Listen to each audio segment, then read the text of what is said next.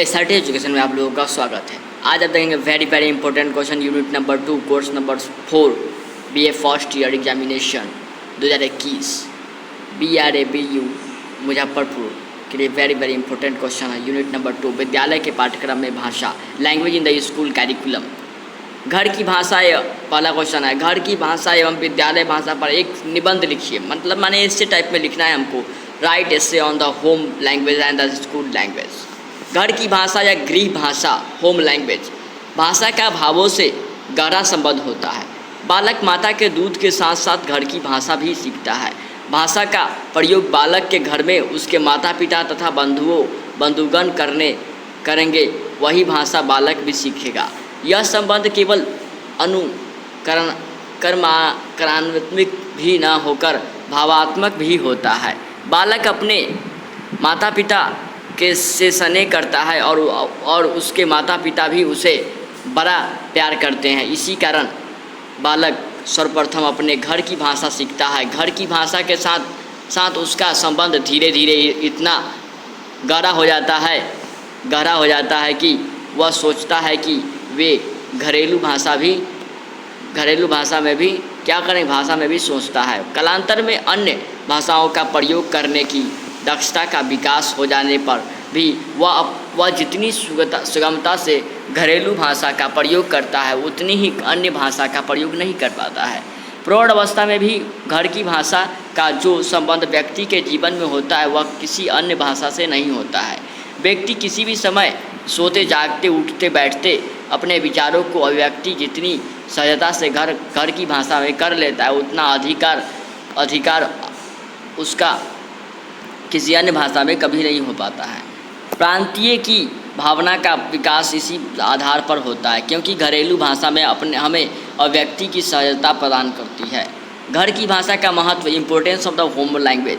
घर की भाषा वह होती है जो बालक माता से सीखता है, अतः इसे मातृभाषा के नाम से भी जानते हैं। आत्म निर्देश हेतु तथा भावों की अभिव्यक्ति के लिए तथा दूसरों के विचारों को ग्रहण करने के लिए मानव को किसी न किसी भाषा का प्रयोग करना पड़ता है, परंतु अपने अंतर्द्वंद्वों उद्वेगों तथा मनोभावों का अभिव्यंजन जितनी सुंदरता, सरलता तथा स्पष्टता से वह अपनी घरेलू भाषा में कर सकता है उतना किसी अन्य भाषा में नहीं।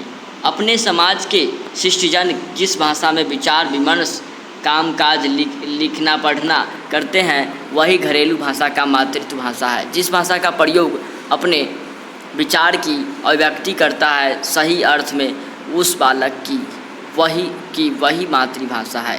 जिस भाषा का प्रयोग बालक माता से सीखता है और उसके माध्यम से वह अपने परिवार एवं समुदाय में अपने विचारों की अभिव्यक्ति करता है सही अर्थ में उस बालक की वही मातृभाषा है। किंतु उत्तर प्रदेश में गांव के बालक प्रारंभ में अपने भाव व्यक्त प्रायः अवधि ब्रज भोजपुरी बोलियों के माध्यम से करते हैं। फिर भी उत्तर प्रदेश के शिष्य समाज के विचार विनिमय का माध्यम खड़ी बोली हिंदी है। उत्तर प्रदेश के मातृभाषा हिंदी ही है, न कि कोई बोली विशेष, और छात्र को इसी का ज्ञान करना है कि भाषा की गतिशीलता के कारण प्रत्येक भाषा की अनेक उपभाषाएं और बोली जाती है। सन्निहित होता है वस्तुतः माता जिस बोली अथवा उपभाषा को बोलती है वही बालक की घरेलू अथवा मातृभाषा होती है। हम घर में अपनी प्रादेशिक बोली बोलते हैं, परंतु बाहरी व्यवहार में नागरिक या हिंदी ही बोलते हैं या लिखते हैं। अतः हमारी मातृभाषा हिंदी ही है। यह हमारे विचार या कार्यों का संकलन है कि यही हमारी मस्तिष्क संस्थान का अभिन्न अंग है। इसी के कारण हम अपनी आत्मरक्षा के भावों को व्यक्त करते हैं तथा साथ ही वे सभी गुण जिनकी विद्यमान योग नागरिकों के लिए भी आवश्यक है, इसी के द्वारा सुगम है, अर्थात स्पष्ट चिंतित, स्पष्ट अभिव्यंजन विचारों तथा क्रियाओं की यथार्थता संवेगात्मक एवं रचनात्मक जीवन की पूर्ण समुचित तथा विकसित रूप में मातृभाषा द्वारा ही अभिव्यक्त की जा सकती है। घर की भाषा मातृभाषा के प्रति अरुचिता का कारण। प्रत्येक देश की मातृभाषा ही वहाँ की राज्य भाषा होती है, परंतु दुर्भाग्य का विषय है कि लगभग एक संग्रह वर्ष एक 17 वर्ष की पराधीनता के कारण भारत में विदेशी भाषाओं का ही प्रचार रहा। यदि किसी जाति, धर्म अथवा देश को पराधीन कर रखना है तो उसके साहित्य को नष्ट कर दो, वह स्वयं ही नष्ट हो जाएगा। इस तथ्य के अनुसार हमारी सभ्यता, संस्कृति और साहित्य पर छात्रों द्वारा कुठाराघात को कारण यह है कि धारणा व्यक्त आत्म संरक्षण एवं उदर पालन के लिए शासन की गतिविधियों तथा नियमों के अनुसार ही चलना सके तथा उनका उल्लू सीधा करने के लिए अपने आदर्शों को ठुकराकर दूसरों की चाटुकारिता में लगे रहते हैं। यही भारत के साथ हुआ। अरुचित का एक कारण यह भी है कि आज के भौतिक युग में सफलता प्राप्त करने के लिए हिंदी में कुछ विषयों की अच्छी पुस्तकों का अभाव है। अतः अधिक वैज्ञानिक जानकारी के लिए शिक्षकों को भी अंग्रेजी का मुँह ताकना पड़ता है। फलस्वरूप कुछ विषयों में भारतीय छात्रों के लिए हिंदी भाषा का उतना महत्व नहीं रहता है। शिक्षा के माध्यम से घर की भाषा मातृभाषा शिक्षा शास्त्रियों का मत है कि बालक को मातृभाषा घरेलू भाषा के माध्यम से ही शिक्षा प्रदान की जाए। उसके मुख्य कारण है संस्कृति कारण। प्रत्येक बालक का एक विशेष संस्कृति वातावरण में उत्पन्न होता है। घर की भाषा मातृभाषा उस वातावरण का एक महत्वपूर्ण भाग है तथा व्यक्ति का साधन है। घरेलू भाषा के द्वारा बालक इस सांस्कृतिक वातावरण को ग्रहण करता था। बालक के प्रारंभिक विचार को बनाने में घरेलू भाषा का विशेष हाथ होता है। अपने सांस्कृतिक वातावरण से भिन्न किसी भी ऐसे नए विचार को ग्रहण करने में वह असमर्थ होगा जिसकी अभिव्यक्ति उसकी घरेलू भाषा में नहीं हो सकता है। यदि किसी विदेशी भाषा का संबंध ऐसे संस्कृति से हो जो उसकी संस्कृति से मिलती जुलती हो, जैसे अंग्रेजी बालक के लिए फ्रेंच संस्कृति, तब तो नई भाषा को सीखते समय बालक को केवल भाषा संगठित कठिनाइयाँ होगी। परंतु यदि विदेशी भाषा का संबंध एक ऐसी संस्कृति से हो जो उसकी संस्कृति के सर्वथा भिन्न है, जैसे भारतीय बालक के लिए अंग्रेजी संस्कृत व तब उस नई भाषा को सीखने में बालक की कठिनाइयाँ बढ़ जाएगी। नेक्स्ट पॉइंट कहता है बालक का संबंध न केवल नई भाषा से होगा अपितु एवं विचारों से भी होगा। यही बात 12 लोगों के लिए भी लागू होती है। दूसरा पॉइंट कहता है शैक्षणिक कारण। शैक्षणिक आधार पर भी यह कहा जाता है कि घरेलू मातृभाषा को शिक्षा का माध्यम बनाने से घर एवं विद्यालय के मध्य जो अंतर दिखाई देता है वह नहीं रहेगा। जब बालक घर से विद्यालय जाने लगता है तो उसे एक बिल्कुल नवीन वातावरण मिलता है जो घर के वातावरण से भिन्न होता है। अब तक वह अपने घर में छोटे छोटे भाइयों बहनों के साथ रहता था, जहां उसे अपनी माता का ढेर सारा स्नेह प्राप्त था। इसी समय उसे विभिन्न विचारों को ग्रहण करना पड़ता है जो घर से भिन्न होते हैं। यदि घरेलू भाषा का ही प्रयोग किया जाए तो वह विद्यालय में अच्छी प्रगति कर सकता है। विद्यालय की भाषा स्कूल लैंग्वेज। बालक विद्यालय में जिस भाषा में शिक्षा ग्रहण करता है वह विद्यालय की भाषा कही जाती है। विद्यालय में बालक को घर से बिल्कुल भिन्न वातावरण मिलता है। वहाँ उससे यह आशा की जाती है कि वह चुपचाप शांत होकर बैठा रहे, उसे जैसा कहा जाए वह वैसा ही करे।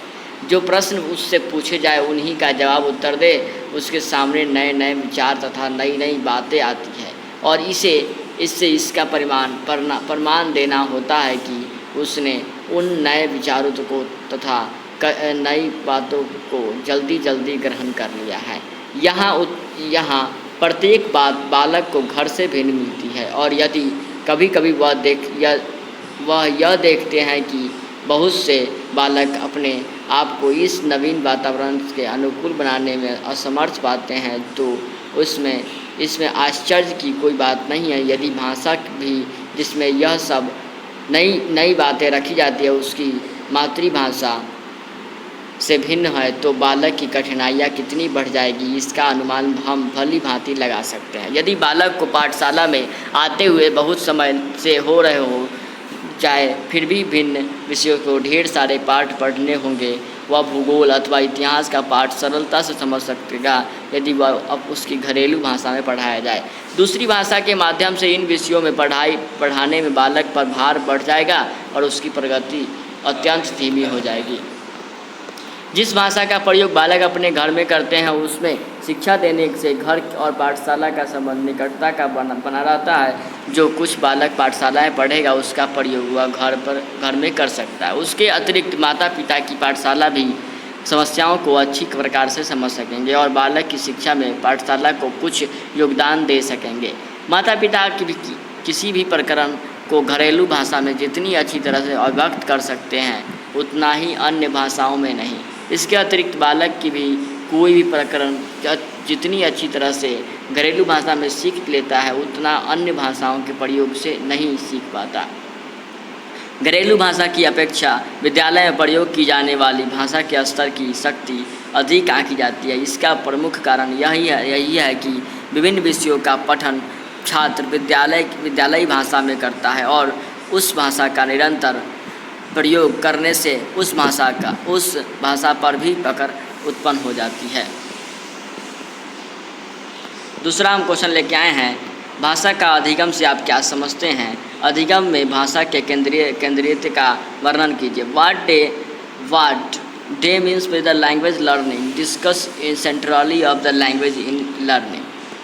भाषा का अधिगम का अर्थ है meaning of the language learning. अधिगम यानी अधि प्लस गम का अर्थ सीखना, अर्थात कोई भी व्यक्ति भाषा या किसी भी विषय के विभिन्न अंगों पक्षों में से किसी एक या अनेक अंगों के बारे में किसी प्रकार का ज्ञान प्राप्त करता है, अधिगम की प्रक्रिया कहलाती है। भाषा अधिगम से तात्पर्य बालक अथवा अध्येता से भाषाई व्यवहार में अनुभव तथा प्रशिक्षण के फलस्वरूप परिवर्तन तथा परिवर्धन है। मानवतेर प्राणियों के माध्यमों से समष्टियों से में जो मूलभूत अंतर होता है वह मात्रात्मक कम गुणात्मक अधिक है। मानवेतर प्राणी के भाषा सिखाने के अब तक के प्रयास निष्फल ही रहे, क्योंकि भाषा अर्जन स्फूर्तिकरण प्रेरित अनुकरण साध्य प्रधान न होकर अंतर्निहित नियम साध्य प्रक्रिया है। भाषा कौशल को पर अधिकार प्राप्त कर उसका परिस्थितियों के अनुकूल प्रयोग या व्यवहार भाषा अधिगम है। अधिगम में भाषा की केंद्रितता centralise of the language in the learning. भाषा अधिगम मुख्यतः कौशल केंद्रित प्रक्रिया है। भाषा सीखते समय अध्यापक का लक्ष्य छात्रों के भाषाई कौशल को विकसित करना है, उनको परिमार्जित करना है। भाषा के औपचारिक शिक्षण के द्वारा वह छात्रों में भाषाई व्यवहार की कुशलता उत्पन्न करता है। भाषा को संप्रेषण का महत्वपूर्ण साधन माना जाता है। भाषा अधिगम व्यक्ति के व्यवहारों में परिवर्तन लाता है। प्रायः देखा गया है कि 5 वर्ष के बच्चे एक से अधिक भाषाएं सफलता सीख लेते हैं, क्योंकि इस उम्र के बच्चों में अनुकरण तथा सीखने की प्रवृत्ति अधिक होती है। उनमें संकोच की मात्रा कम होती है। भाषा वैज्ञानिक के एक वर्ग की मान्यता है कि बालक में भाषा ग्रहण की सहज प्रवृत्ति होती है। दूसरे वर्ग के अनुसार भाषा अर्जन के लिए बालक का सामाजिक भाषाई परिवेश उत्तरदायी होता है। हमारे विचार में भाषा अर्जन में बालक की सहज प्रवृत्तियाँ तथा सामाजिक परिवेश में दोनों ही समान रूप से उत्तरदायी और दोनों ही भूमिका एक दूसरे से कम महत्वपूर्ण नहीं है। किसी भी भाषा का विषय को सीखने में प्रेरणा का विशेष महत्व है। अभिरुचि तथा अनिवार्यता सीखने के प्रबल कारण प्रेरणा है। अधिगम की प्रक्रिया को उत्प्रेरण का परिणाम माना जाता है, क्योंकि उत्प्रेरण क्रिया व्यवहार में परिवर्तन में लाने में समर्थ होती है। भाषा अधिगम अनिवार्यतः एक सृजनात्मक प्रक्रिया है। भाषा भावों विचारों के आदान प्रदान का प्रमुख माध्यम है। विचारों के संप्रेषण की प्रक्रिया बिंब ग्रहण प्रक्रिया का ही प्रारूप है।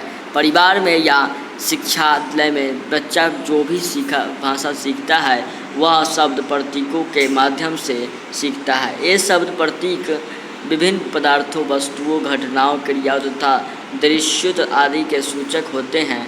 यद्यपि इन शब्द प्रक्रियाओं को इनसे व्यक्त पदार्थित के साथ कोई प्रत्यक्ष भौतिक तथा तार्किक संबंध नहीं होता है, फिर भी प्रत्येक भाषाई समाज अपनी व्यवस्था का संचालन करने के लिए शब्द, प्रतिक्रिया तथा पदार्थी के माध्यम एक सर्वमान्य कल्पित संबंध स्थापित कर लेता है।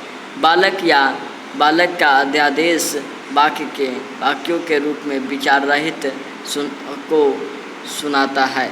ध्वनि संयोजन के माध्यम से वह उन्हें समझता है। अपने अनुभवों के आधार पर वह शब्द तथा उससे संबंधित पदार्थ के साथ सामंजस्य स्थापित करता है और उन शब्दों प्रतिक्रियाओं का अर्थ ग्रहण करता है। इसके परिणाम स्वरूप इसके मन में विचार उत्पन्न होते हैं और उन्हें वह अभिव्यक्त करता है। इस प्रकार बिंब भाषा अधिगम का मूलधार है।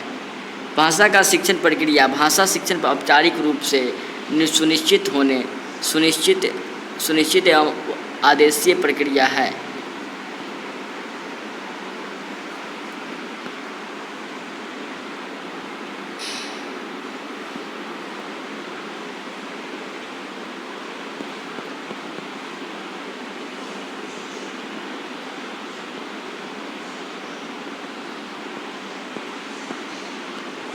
सामान्यतः शिक्षण का अर्थ ज्ञान प्रदान करना है, जानकारी देना है, कुशलता विकसित करना है, परंतु भाषा शिक्षण के संदर्भ में भाषा के सैद्धांतिक ज्ञान का कोई महत्व नहीं है।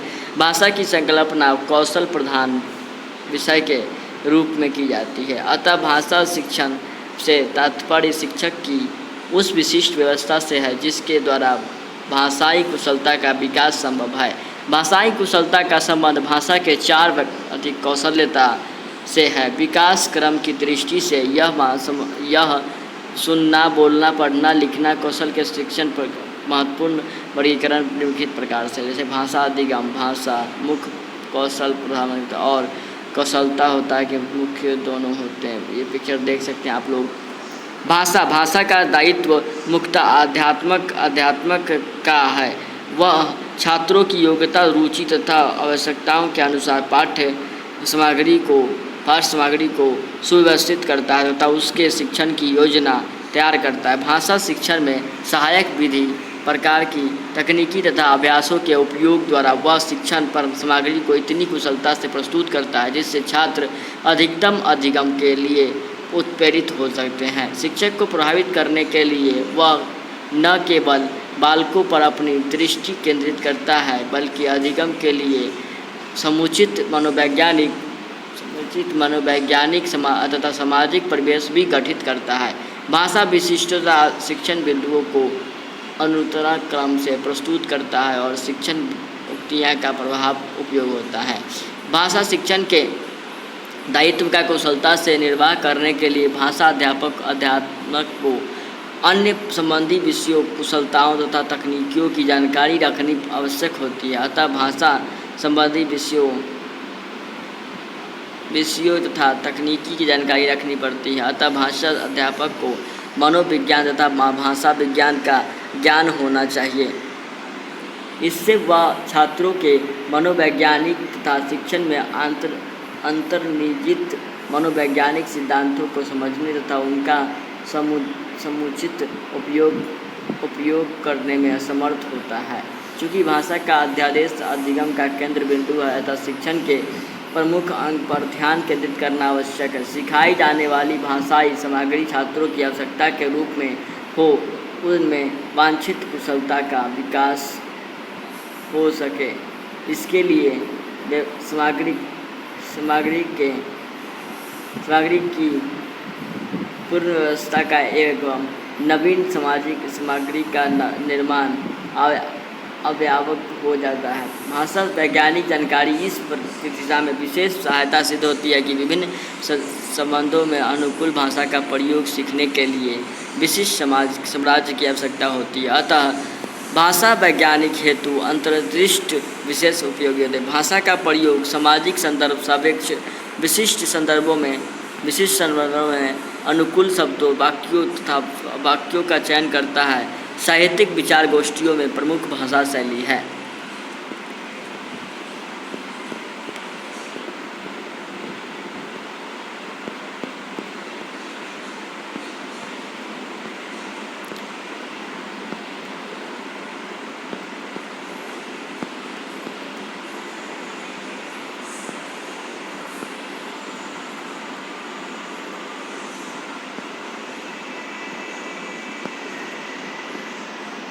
पहला है बालक की क्षमता तथा प्रयुक्त युक्तियाँ। उपार्जन प्रक्रिया की प्रकृति पर्यावरण का योगदान।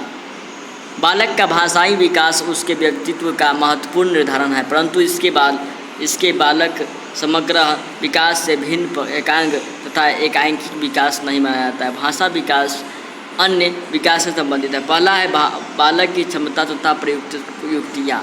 भाषा उपार्जन मानव शिशु अति अभूतपूर्व विशेषता है। इनमें उसकी अपनी क्षमता तथा उसके दायित्व प्रयुक्त युक्तियाँ का विशेष महत्व है। बालक के भाषाई विकास है। भाषा विकास में भाषा वैज्ञानिक तथा मनोवैज्ञानिकों ने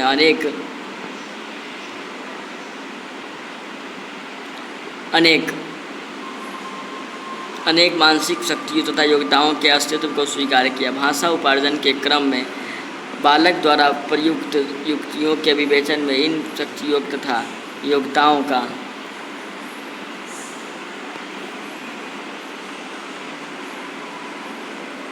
में अस्तित्व को स्वीकार किया जाता है। भाषा उपार्जन के क्रम में बालक द्वारा प्रयुक्त युक्तियों के विवेचन में इन शक्तियों तथा योग्यताओं का संपूर्ण योगदान होता है। उत्प्रेरण। भाषा प्रयोग उत्प्रेरण का परिणाम है। शिशु द्वारा कुछ ध्वनियों का सहज उच्चारण तथा क्रम भाषाई उपयोग पर अधिकार प्रस्तुतः संप्रेषण की आवश्यकता है। भाषा को उपार्जन भाषाई विकास के उत्प्रेरण का दूसरा स्रोत है। बालक में चतुर्थी परिवेश में प्रत्यक्षीकरण एवं उसके संज्ञानात्मक परिवेचन की विकसित करना। शिशु अपने निकटवर्ती परिवेश के परिचय द्वारा होने तथा उसको समझने तीव्र आकांक्षा के फलस्वरूप व्यवहार भाषाई प्रतीकों के माध्यम को अपनाता है।